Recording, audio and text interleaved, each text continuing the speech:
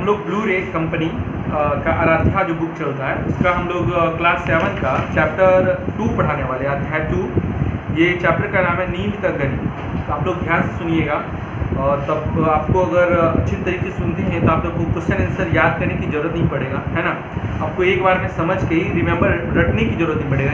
इसीलिए बोला जाता है टीचर भी क्लास में समझाते हैं, है ना। समझाते यही है कि आप लोग बच्चे ध्यान से सुनो, जिसके कारण आप लोग का क्वेश्चन आंसर रटने की जरूरत नहीं पड़ेगा, है ना। और आप बोर भी फील नहीं करोगे। और आपको जब भी कभी कोई भी स्टोरी पढ़ते हो तो आप अपने माइंड में एक इमेजिन करते जाओ। जैसे मान लो एक आदमी था तो एक आदमी इमेजिन कर लो, गणित जैसे लिखा हुआ नींद का गणित है तो आप माइंड में एक तरह से इमेज लिया, मतलब नींद का गणित मतलब नींद में कुछ शायद जोड़ घटा गुना जो भी सोच रहा होगा, है ना। उसी तरह का आपको सोचना है। जिस दिन आप लोग उस चीज़ को सोचने लगोगे, इमेजिन करने लगोगे, जिस दिन से आपका पढ़ाई सबसे संपूर्ण हो जाएगा। ठीक है, तो चलते हैं इस चैप्टर में। तो बुद्ध का एक शिष्य था श्रोण। बुद्ध जो है ना उसका एक शिष्य था, नाम था श्रोण। जब वह राजकुमार था तो उसका जीवन अन्य कुमारों की भांति ही विलासितापूर्ण था, किंतु बाद में कुछ ऐसी प्रेरणा उमड़ी कि सारी सुविधा सामग्री को लात मारकर वह तथागत की शरण में आ गया। मतलब देखो यहाँ पर क्या हुआ, जब उसको हर चीज़ का जो प्रेरणा उमड़ा था ना, तो क्या किया, अपना सब सुविधा सामग्री को लात मारकर, मतलब इसके पास जो हर चीज़ का सुविधा जो था उसको मतलब लात मारकर करने मतलब उसको ठुकरा कर वो क्या किए गए, उनकी शरण में चला गया। आते ही कठिन आरंभ कर दी गई। ठाठ बाट में पले युवक द्वारा इतना कठिन तप संघ के वरिष्ठ स्थवीर भौचक्के रह गए। मतलब जो यहाँ उसके पास भी गए, उनके पास भी, तो देखिए अपना हर चीज़ सब सुख दुख को छोड़कर भी आए थे, सुख सुविधा को छोड़कर आए थे। तो वहाँ पर जो है ना उसको कठिन कार्य करना पड़ा था। कैसा कार्य? धीरे धीरे बात भगवान लिखा हुआ है कि धीरे धीरे बात भगवान बुद्ध के कानों तक पहुँची। उन्होंने शिष्य को बुलाया और पूछा, श्रोण, तुम्हारे वीणा वादन की चर्चा बहुत सुनी है, शायद बहुत अच्छी वीणा बजाते होंगे, किंतु यह तो बताओ कि यदि उसके तार ढीले हों तो क्या वह स्वर लहरी उभर सकेगी? बोलता है कि आप बताओ। वो बता रहा है श्रोण को कि सुने हैं तुम वीणा वादन जो है ना बहुत अच्छे तरीके से बजा लेते हो। ये बुद्ध बुलाया अपने शिष्य को, है ना, कि शायद आप बताओ कि ये अगर मान लो कि कोई भी वीणा हो, उसका अगर तार को अगर ढीला रखा जाए तो क्या वह वीणा बजेगा? जो मनुष्य को मोह लेती है और स्वीकृति में शिष्य का सिर हिल गया। होता है बोला है ना कि अगर मान लो कि वीणा का अगर तार को ढीला कर दिया तब तुमको कहेगा बजाने के लिए, तो क्या तुम बजाओगे भी तो क्या वह तुम्हारे लिए वो उचित रहेगा? तो बोलता है कि वह बोल रहा है कि अस्वीकृति, वो बोलता है कि नहीं, तो बताया वो क्या बोला कि नहीं, है ना। और यदि अधिक कसे हो तो उत्तर में पुनः बोलता है अगर बताओ अधिक कसा हुआ रहेगा तब तुम्हारे उस वीणा से आवाज़ निकलेगा? तो बोला नहीं, है ना। जब ढीला है तब ना निकल रहा है, जब पूरा कस दे वीणा का तार को तो ना निकल रहा है, इसका मतलब क्या है ना। तो बोलता है उत्तर में पुनः नकारात्मक का पुट था। अब तथागत का समाधान कारक उत्तर निश्चित हुआ, जीवन में भी ऐसी ही रीति नीति अपनाओ, अतिक्रमण ना कर मध्यम मार्ग का चयन करो। बोलता है ना, तो उसको भी बोल रहा है कि तुम भी क्या करो, मध्यम मार्ग का चयन करो, वही श्रेष्ठ ही हानि रहित है। नींद के संबंध में अनुसंधान करने वाले वैज्ञानिकों ने भी अब यही तथ्य ढूंढा है कि इस विषय में मध्य मार्ग की उचित और निरापद है। मतलब सर्वविदित है कि यदि किसी व्यक्ति को निद्रा से वंचित कर दिया जाए तो उसकी शरण पागलों जैसी हो जाती है। मतलब अगर मान लो कोई आदमी को नींद आ रहा है और उसको नींद से वंचित कर दे तो क्या कैसा करने लगेगा? व्यक्ति पागल जैसा करने लगेगा। इसका मतलब हुआ, ये एग्जाम्पल बता रहे हैं भगवान हमेशा कुछ न कुछ एग्जाम्पल से ही लोगों को समझाते हैं, है ना।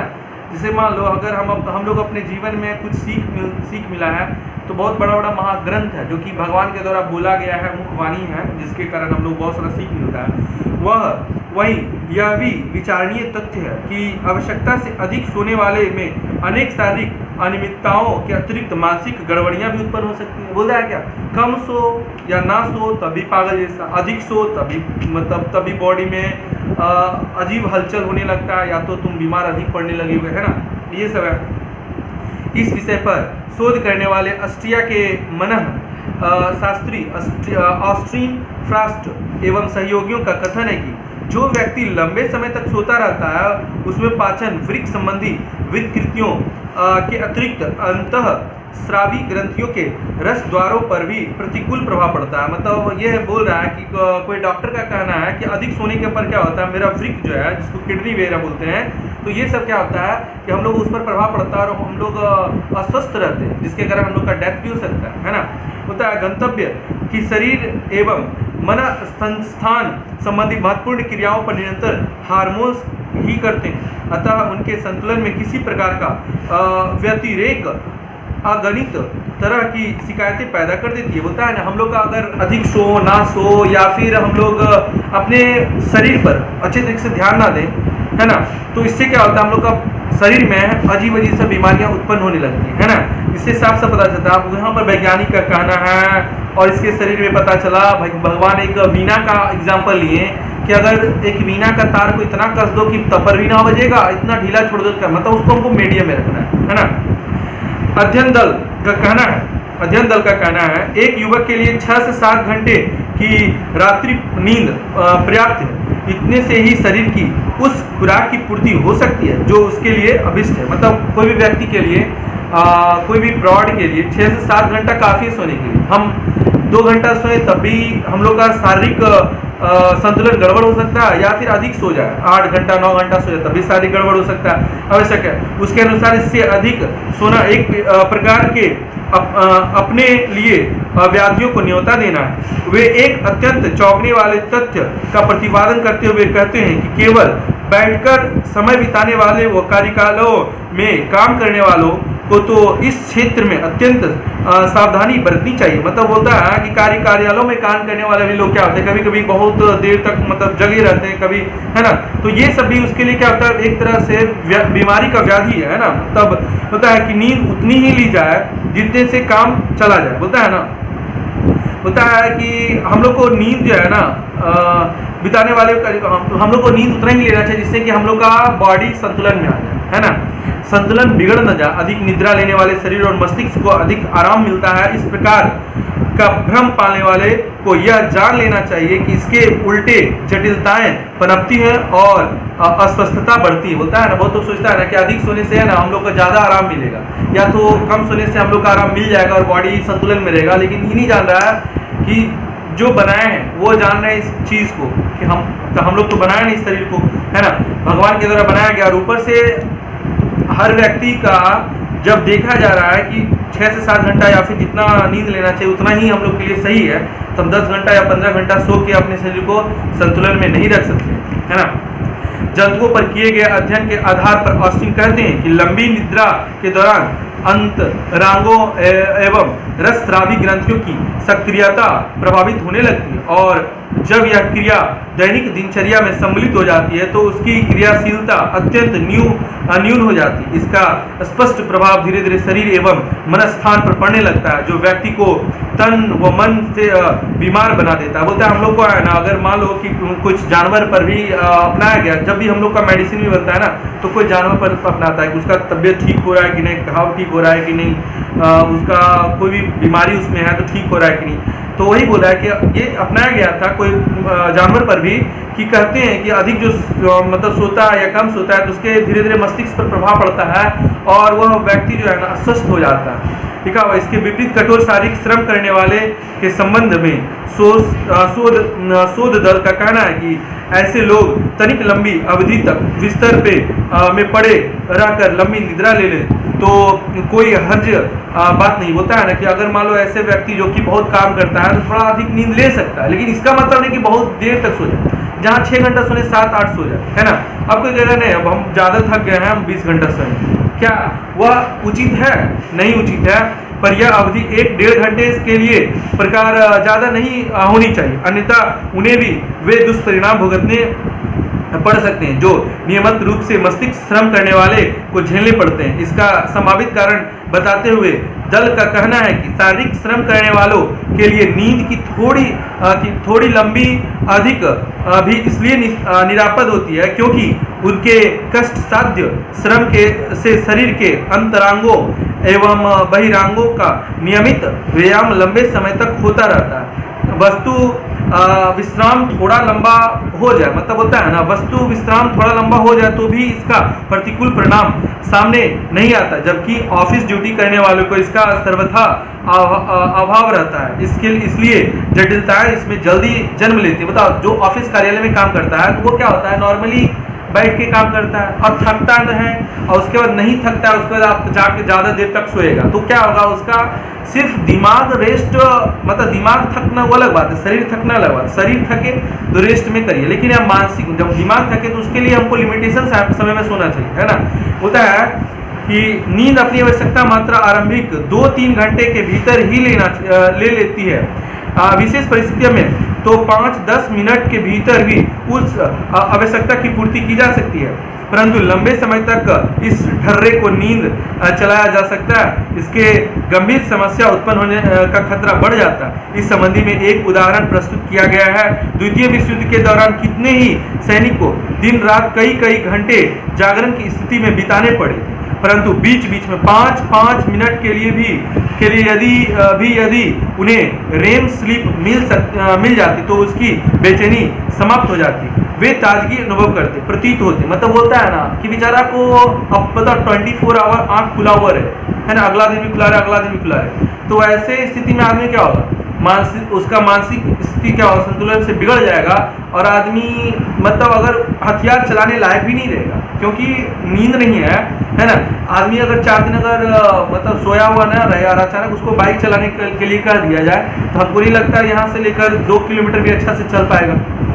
क्यों नहीं चल पाएगा, क्योंकि उसका मानसिक संतुलन बिगड़ जाएगा और पता चलेगा कौन गाड़ी में जाकर ठोक देगा, उसका मानसिक संतुलन ठीक रहेगा ही नहीं। इससे स्पष्ट है कि रेम स्लीप से नींद की अधिकांश खुराक पूरी हो जाती है। अनुसंधान के दौरान इसी तथ्य को पुष्टि वैज्ञानिकों ने भी की है। उसका कहना है कि रेम स्तर के थोड़ी देर भी बिगड़ते मानसिक संतुलन को संभाला जा सकता है। अध्ययनों के दौरान उन्हें पाया जाता है कि नवजात शिशु में रेम स्तर की निद्रा को प्रतिशत 60 से के आसपास होता है। रेम स्लीप में क्या होता है कि व्यक्ति जो होता है ना वो मतलब नींद में कम रहता है, मतलब रेम स्लीप मतलब क्या बोलते हैं, अल्प निद्रा में रहता है ना, और अल्प निद्रा में रहता है साथ साथ में मतलब है ना, मतलब आँख बंद खाली बॉडी को रेस्ट मिल जाए, है ना। उन्होंने यह भी देखा है कि जैसे जैसे आयु बढ़ती जाती है इस श्रेणी की नींद में भी तदनुरूप गिरावट आने लगती है। आयु 30 वर्ष तक पहुँचते यह 35% रह जाती है। 50 वर्ष के करीब उम्र होने पर यह घटकर 20% रह जाती है। आगे की उम्र में रेम तेजी से घटता है। 60 वर्ष के लोग 10-15% रेम स्लिप लेते हैं। शोधकर्ताओं का कहना है कि रेम यदि 5% से भी कम रह जाए तो बुढ़ापे से अधिक कामिक अनेक उलझनें पैदा होने लगती है। किंतु वो रेम स्लीप में क्या होता है, धीरे धीरे हम लोग का घटते जाता है। बच्चा में हम लोग ज़्यादा रेम स्लीप करते हैं क्योंकि बहुत समय तक आंख बंद ही रहता है, थोड़ा और बड़ा होता है थोड़ा सा ज़्यादा करके, धीरे धीरे करके बुढ़ापा होगा ना उसका रेम स्लीप बहुत कम होता है। अगर आदमी भी कर दिया जाए तो आदमी का नींद खुल जाता है। बाद में कोई गेट खटखटा दे हल्का सा खट किया खुल जाता है। आदमी पैर से अगर धीरे धीरे चल रहा है तो खुल जाता नहीं है ना, तो धीरे धीरे करके घटना स्टार्ट हो जाता है। किंतु यह तो बुढ़ापे की बात जो स्वाभाविक अनेक उलझनें पैदा होने लगती है। और स्वाभाविकता तो अब पैदा होती है जब युवा लोग भी बिस्तर पर पड़े अधिक नींद लेने और आराम फरमाने के फेर में अपना स्वास्थ्य गंवाते देखे जाते हैं। इसलिए अति और वर्जनाओं में गिना गया है और इसे बचने का सलाह दी गई है ना। होता है ना, हम लोग को अगर जीवन में अधिक दिनों तक स्वस्थ रहना है ना, तो निद्रा उतना ही लेना चाहिए जितना हम लोग के लिए आवश्यक है। बोलता है भोजन नहीं के बराबर लेना और जरूरत से ज़्यादा लेना दोनों ही आदतें खराब है। मतलब आदमी मतलब कम खाए तो भी आदत खराब है, अधिक जरूरत से खाए है ना, ग्लूटन बन जाए, पेटू बन जाए तो भी खराब है और सीमा का अतिक्रमण करती है। फलता ऐसे लोगों को हानि भी कम उठानी पड़ती है। अब यही बात है कि वैज्ञानिकों के नींद के संबंध में सिद्ध करके उस व्यक्ति को सही साबित करने का प्रयास किया गया है, जिसमें कहा गया है कि अति सर्वत्र वर्जते, मतलब अधिक जो है ना वो हम लोग का हमेशा क्या होता है, नुकसान ही होता है। ये जो चैप्टर है हम लोग को नींद का गणित जो है ना, इसका मतलब यहाँ पर कोई मैथ से संबंधित कुछ चैप्टर नहीं है, यहाँ पर आपको आपके निद्रा से संबंधित चैप्टर है कि आप अगर पहले अपना हर चीज़ को जितना आपको सुख सुविधा मिल रहा था उसको ठुकरा कर आप श्रम में जा रहे हो, तो श्रम का मतलब हुआ कि आप परिश्रम कर रहे हो, तो उसके लिए आपको निद्रा भी उचित मात्रा में चाहिए, जितना कि आपको सोना चाहिए। कम सोओगे तभी आप अस्वस्थ रहोगे, अधिक सोओगे तभी अस्वस्थ रहोगे। इसका मतलब हम लोग को नींद उतना ही लेना चाहिए जितना कि हम लोग के लिए आवश्यक है ना। और इसमें बहुत सारी चीज़ बातें बताई गई थी कि एग्जाम्पल लेकर कि अधिक हम लोग खाना खा ले या कम खाना खाएं तो भी अस्वस्थ रहे, मतलब जितना लिमिटेशन उतना ही करना चाहिए। बहुत लोग व्यक्ति कहते हैं कि नहीं वैसा कुछ नहीं होगा, हम अधिक भी खा लेते हैं तो हम भी स्वस्थ रहते हैं। हाँ, अभी तुम्हारा डाइजेस्टिव सिस्टम बहुत अच्छा चल रहा होगा, तुम्हारा हर चीज़ अभी अच्छा चल रहा होगा, बहुत अच्छी बात है। कुछ दिनों के बाद आप बिल्कुल अस्वस्थ रहेंगे और आपका बॉडी का संतुलन टोटल बिगड़ जाएगा और आप बिल्कुल इतना अस्वस्थ रहेंगे कि आप चलने फिरने लायक भी नहीं रहेंगे। इसलिए आप ध्यान रखिएगा कि हम लोग को दुनिया में हर काम लिमिटेशन में करना चाहिए जितना कि हम लोग को आवश्यकता होती है। तो ये काफ़ी क्या देखिए, हर स्टोरी हम लोग को कुछ ना कुछ सीख मिलता है। हर मूवी, हर स्टोरी, हर मोटिवेशनल स्टोरी, हर छोटा बिना मोटिवेशनल हो तभी कुछ ना कुछ सीख मिलता है ना। उससे यही सीख मिलता है कि हमारे लिए वह उचित क्या है, अनुचित क्या है।